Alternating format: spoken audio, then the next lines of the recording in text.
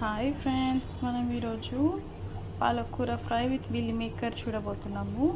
First oil heat అయ్యాక జీలకర్ర, ఆవాలు, కొంచెం శనగపప్పు వేసుకున్న తర్వాత ఆనియన్స్ వేసుకోవాలి. ఇలా ఆనియన్స్ వేసుకుండగా కొంచెం పసుపు, కొంచెం అల్లం వెల్లుల్లి పేస్ట్ వేసుకోవాలి.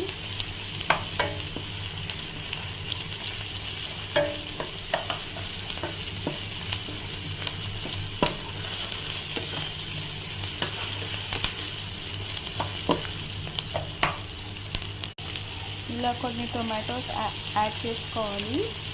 ఆనియన్స్ వేగిన తర్వాత ఆ తర్వాత పాలకూర యాడ్ చేసుకుందాం మనము.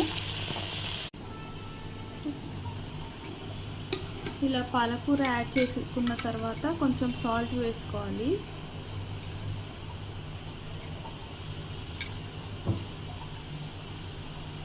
ఒక 2½ స్పూన్స్ సాల్ట్ వేస్తున్నాను. సాల్ట్ యాడ్ చేసిన తర్వాత ఇలా వాటర్ రిలీజ్ అవుతాయి ఫ్రెండ్స్. ఇప్పుడు మనము మూత పెట్టుకొని అది మగ్గిద్దాము. మూత పెట్టుకోవాలి ఫ్రెండ్స్, అప్పుడు స్టీమ్ అంతా వెళ్ళిపోతుంది. మూత తీస్తే ఇలా కొన్ని వాటర్ ఉన్నాయి, అవి పోయిన తర్వాత మనం పెసరపప్పు ఇంకా మిల్ మేకర్ యాడ్ చేసుకున్నాము. ఇలా పెసరపప్పు యాడ్ చేసుకున్న తర్వాత కొంచెం వాటర్ ఉంటాయి కదా, దాంతో అది ఉడికిపోతుంది. అప్పుడు మనం మూత పెట్టేయాలి. ఇప్పుడు మూత తీస్తున్నాను, చూడండి పెసరపప్పు మగ్గిపోయింది. ఇప్పుడు మనం మిల్ మేకర్ యాడ్ చేసుకున్నాము.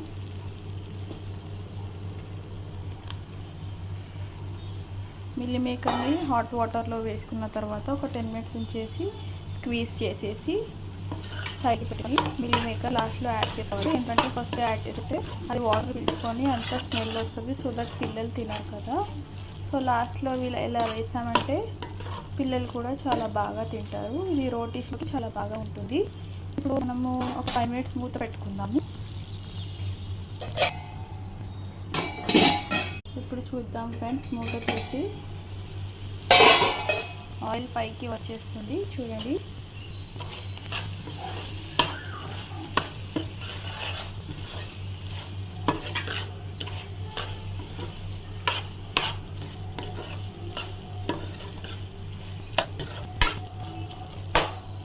ఓకే, కర్రీ రెడీ అయిపోయినట్టే.